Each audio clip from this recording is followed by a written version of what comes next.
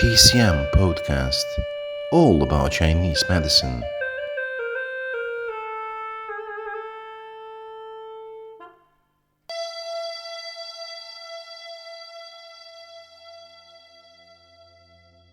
Welcome to a new episode at Traditional Chinese Medicine TCM podcast. Today we're going to talk about the healing with mushrooms. This will be a new series of several episodes, including imported mushrooms used in traditional Chinese medicine and in other Oriental or Eastern medicine systems.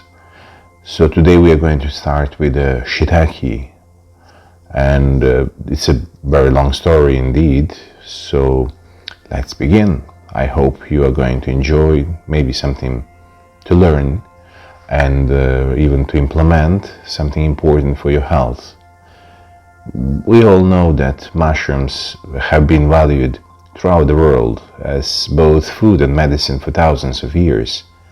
While most fleshy mushrooms emerge from mycelium and reproduce in a few days, the mycelium from which they arise can live for decades to hundreds of years. Mycelium is a foundation of nature's land-based food webs. Although the mycelium can survive for centuries, the fleshy fruit bodies lasts only a few days. Mushrooms are nature's recyclers, breaking down what has died, so it can be used to create new life. Since they contain no chlorophyll, like green plants, they can't perform photosynthesis. Consequently, they must get all their nutrients from the soil. Although most mushrooms are edible, few species are actually consumed. We understand the value of mushrooms, and people started to cultivate them to further exploit their medicinal purposes.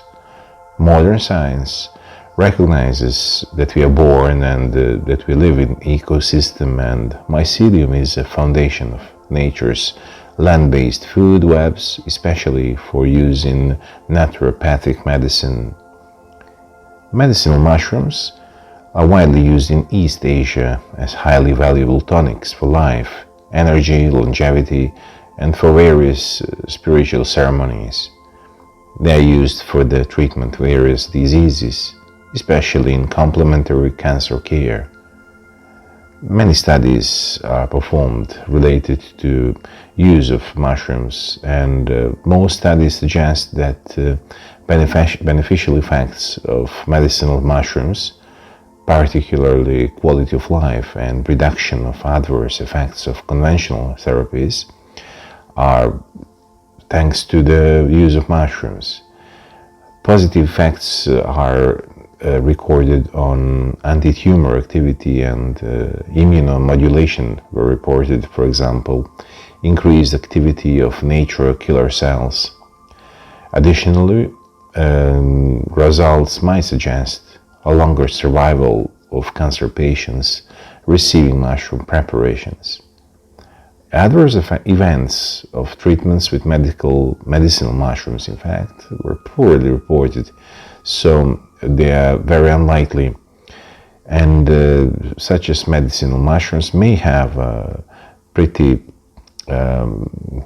high therapeutic potential for cancer patients during and after conventional oncological care with regards to quality of life, reduction of adverse effects of conventional care, and possibly other surrogate parameters like immune function.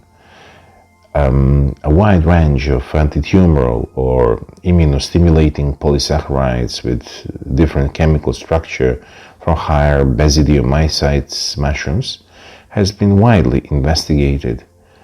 Medicinal mushrooms have been approved for more than 30 years in Japan and China as an complementary to standard cancer treatments, and have an extensive clinical history of safe use as a single agent or in combination with chemotherapy. Many studies actually concluded beneficial effects of medicinal mushrooms.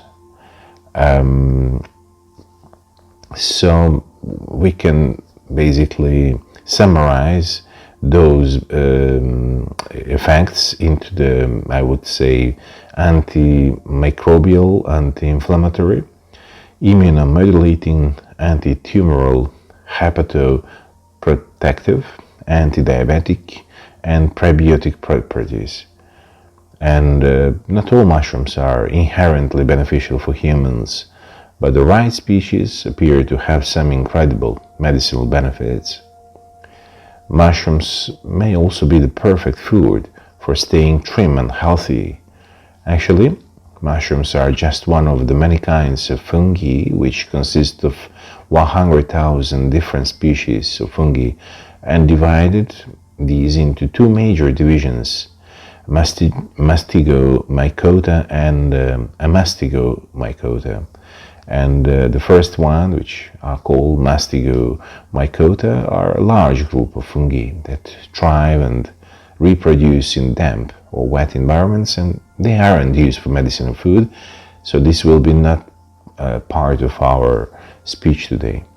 The Amastigomycota is a large and diverse group of edible and medicinal fungi and consists of 4 subdivisions. So these are edible and medicinal mushrooms, basically.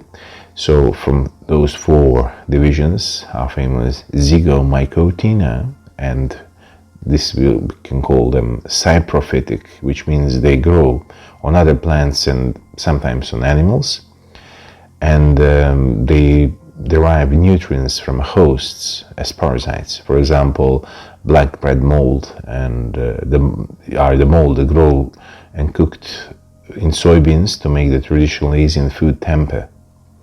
Ascomycotina or sac fungi, which are such as yeast, mildews, the cap fungi, ergot, they are edible, and such as truffles as well. Basidiomycotina or club fungi are also edible, and they are famous as jelly fungi, smuts, and polypores. And the last one is Deuteromycotina, also called the imperfect fungi, and they are all the genus of Penicillium genus, so they are very important indeed. Talking about the medicinal mushrooms in Asia, we'll mostly think about China, sometimes about Japan, or rarely about Vietnam. Now, basically, we should understand that most medical knowledge did arrive from China at some point in history, and fungi did and still have played an important role in Chinese culture for perhaps 7,000 years. Over the millennia, common mushrooms such as the wood ear and jelly fungus have been important food items.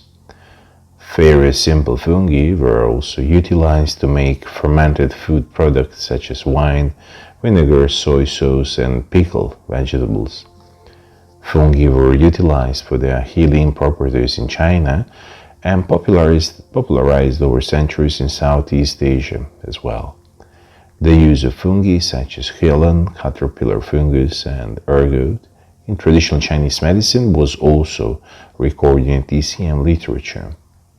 The oldest official Chinese list of medicinal substances come from the classic of the Materia Medica, or in Chinese Shennong Bencaojing, written between about 206 to 220 AD, and basically Mingyi, bielu, which is also the book. They contain about 365 medicinal substances, and the list includes several mushroom species used for medicinal purposes. The early mention of the use of fungi in medicine outside of the main classical medical literature occurred as early as 26 BC in the Book of Songs, which is very important in Chinese culture. Chinese Shiitake, which is a compilation of folk songs and poems. Shiitake was included in a work of herbal medicine first in 1209 in the records of Longchuan County. Probably the most famous of all works of Chinese Materia Medica is the monumental compendium of Materia Medica. In Chinese it's Bencaojing, which was compiled by Li Shizhen and published in 1578, in Nanjing, 3 years after he died. There are some, actually I found pretty different records when it was published. In many sources it was 1578, in some sources I found 1579, but no difference here. And this enormous endeavor took Li Shizhen about 27 years, which includes basically about 1,892 species of animals, herbals, and mineral drugs, and about 11,000 prescriptions. So monumental work it is. And a number of medicinal mushrooms such as lingzhi, baimoir, cordyceps, shiitake, and hoelen, along with ginseng and astragalus, are considered to belong to the highest class of medicines, which are tonics, and which are said to impart strength, vigor, and longevity. They fall into the category of remedies called fuzhen, or supporting the normal functions. Among the medicinal mushrooms, I chose today to talk about shiitake, which is actually the full name is Shiitake lentinus, and which is basically the world's leading cultivating edible mushrooms, and it takes about 25% of the world supply, with of course China as the major producer. Mushrooms in general are loaded with beneficial nutrients like B vitamins, antioxidants, and fiber, and are composed mostly of water, carbohydrates, and proteins. Medicinal mushrooms have exceptional properties known to be beneficial to the body's metabolism and immune system. They can also help scavenge free radicals during detoxification of the body. Research has paid special attention to mushrooms' polysaccharides, which are a type of carbohydrate that contributes to the metabolism of sugar such as glucose. The most important of these is a beta-glucan, a phytochemical polysaccharide found in the cell walls of medicinal mushrooms. Studies have shown that beta-glucan helps fight inflammation and aids the immune system by activating killer T cells. These coordinate multiple aspects of adaptive immunity, including responses to intracellular pathogens, allergens, and tumors.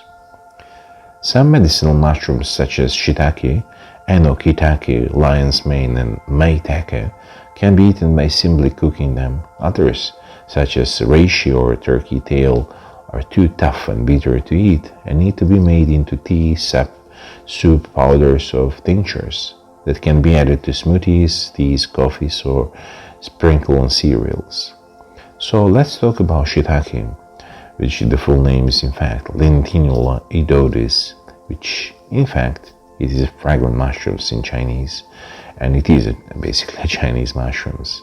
So the earliest written record of shiitake cultivation is seen in the records of Longchuan County, compiled by He Zhan, which is in 1209 during the Song Dynasty in China. Shiitake cultivation became popular since 1982, when Japanese variety took opportunities for commercial cultivation in the US. Shiitake mushrooms are native to Eastern Asian countries and are now cultivated and consumed globally. Shiitake mushrooms are tough to have a legion of medicinal properties, thanks in part to its diverse profile of micronutrients such as phosphorus, B vitamins, selenium, and a compelling profile of health-promoting polysaccharides, and can help support adrenal function. One particularly potent polysaccharide present in shiitake mushroom is lentinan, which is a beta-glucan. Lentinan has been shown to have anti-tumor and immune-regulating properties. In fact, One study demonstrated that lanthanum suppresses the expression of liver enzyme CYP1A, which in turn decreases the risk of forming carcinogenic compounds. Shiitake mushrooms are antiviral and antibacterial, helping to prevent colds and flu, and even supporting the treatment of HIV patients. Shiitake mushrooms also contains vitamin D, which is important for bone health and heart health, reducing the risk of diabetes, cancer, and autoimmune diseases. They have one of the highest amounts of natural copper, a mineral that supports healthy blood vessels, bones, and immune support. In fact, half of the cup of the shiitake mushrooms gives you 72% of your daily recommended intake of the copper. The mushrooms are also a rich source of selenium, which I said, which usually provides about 33% of the daily dosage. Related to shiitake, they also contain eridanin, a compound known to reduce cholesterol levels in the blood. And they also reduce inflammation, as I mentioned, and help prevent the intestines from absorbing cholesterol. Important for shiitake are the recipes. So I would like to share with you several recipes, how to cook them and basically how to consume them. Most Chinese and Japanese cookbooks today have at least one recipe for the fragrant mushrooms, shiitake, and the health benefits make them all the more enticing at the table. They are mostly fragrant mushrooms are usually basically used for botong, meaning long boiling soups, where the purpose is to add flavors to the dish, and there is less scrutiny on the texture and the mushrooms. Well, you can try these recipes and find out for yourself. The first one would be sweet black forest mushroom. The ingredients are 10 large dried shiitake, reconstituted in 2 cups warm water. Of course, we have to leave them in the warm water to open it and basically soak in the water and cover for about 15 minutes. We add half of the tablespoon of sugar, quarter of the teaspoon salt, 2 teaspoons of light soy sauce, and 1 tablespoon of mirin, which basically is a sweet rice cooking wine. You can find them in any store with the Asian food.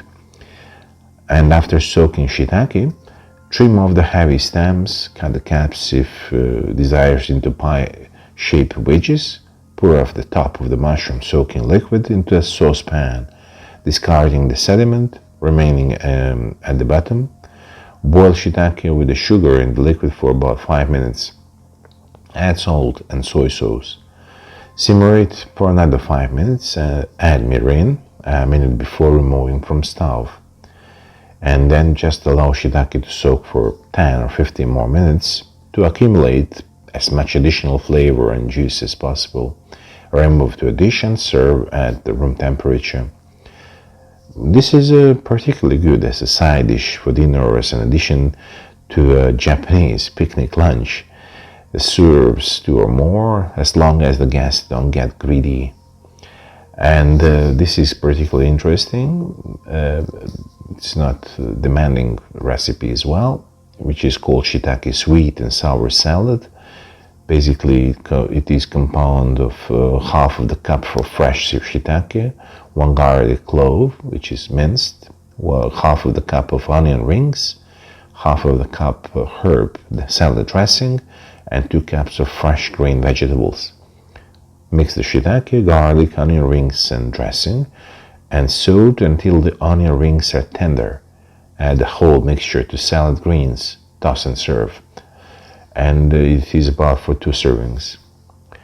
And this is pretty interesting as well. Shiitake and prawns, which contains of 16 dried shiitake caps, 3 garlic cloves, 3 tablespoons butter, which is melted, 1 handful of pea pods, 2 packages of Chinese instant noodles without seasoning, 1 pound of shelled prawns of jumbo shrimp, and 3 tablespoons of teriyaki sauce. Soak the mushroom caps in warm water for 50 minutes, which this is basically the A recommendation for any mushrooms. Squeeze out the water by hand, saving the shiitake water for later. Cut the caps into strips and remove the tough centers. Crush the garlic and add it to the melted butter. Set the frying pan over wok over medium-high heat. Steam the pea pods or soak them in garlic butter, and prepare the noodles as instructed on the package which you bought.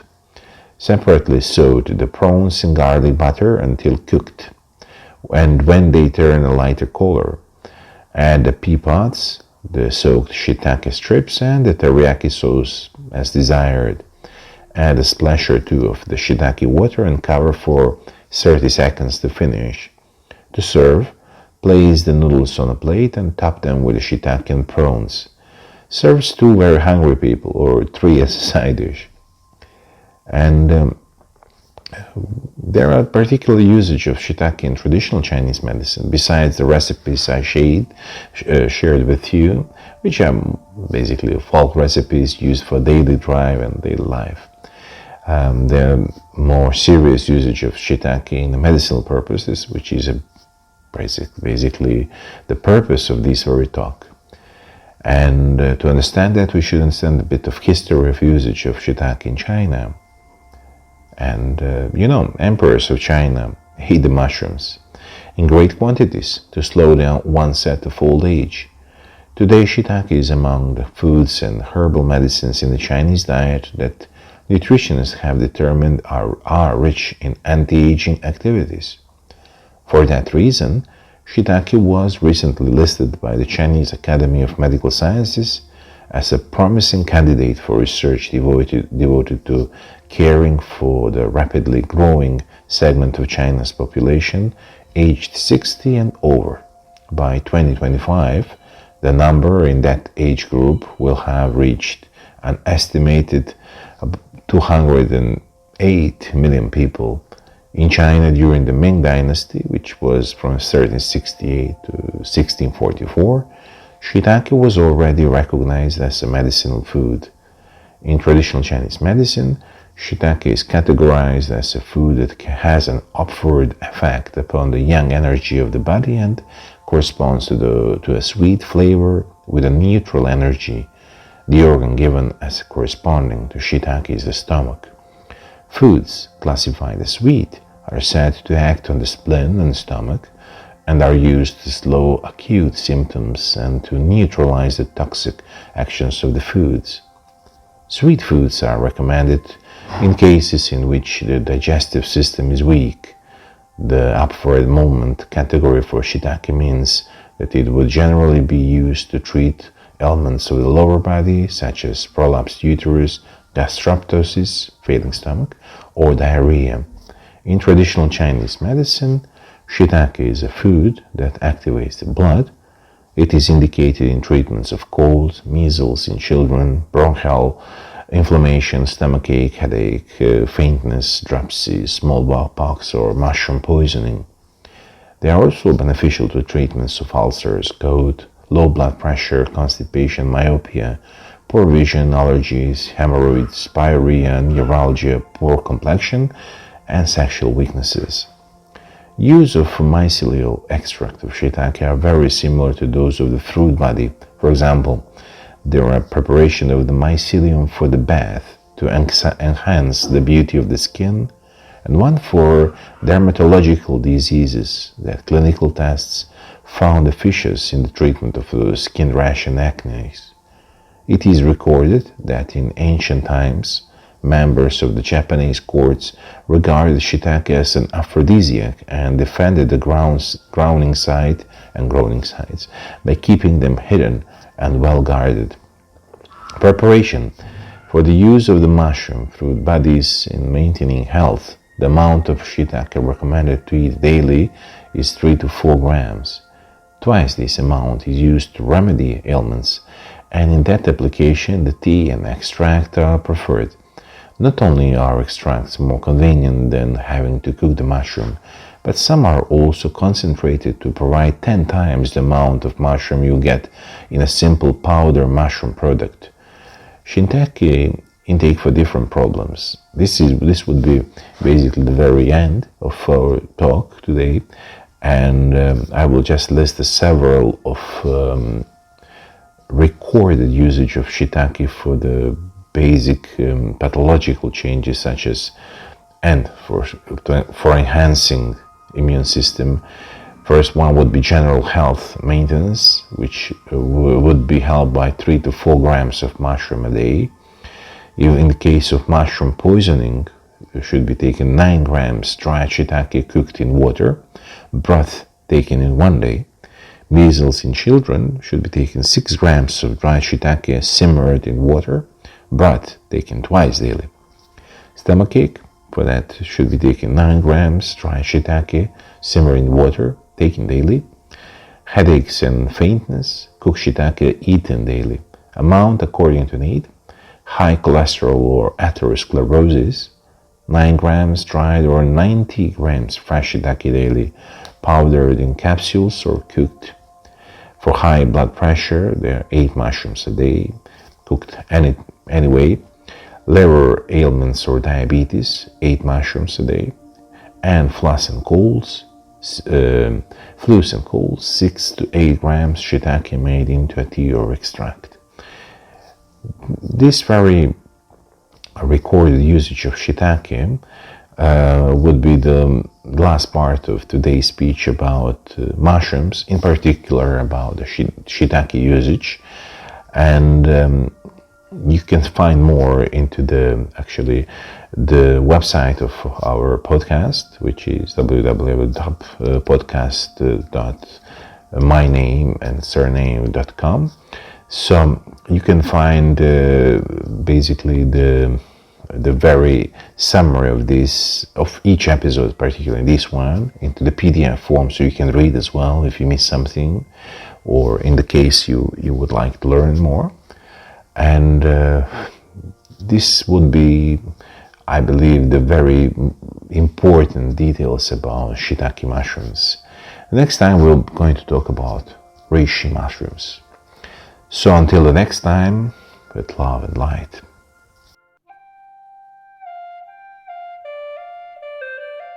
TCM Podcast, all about Chinese medicine.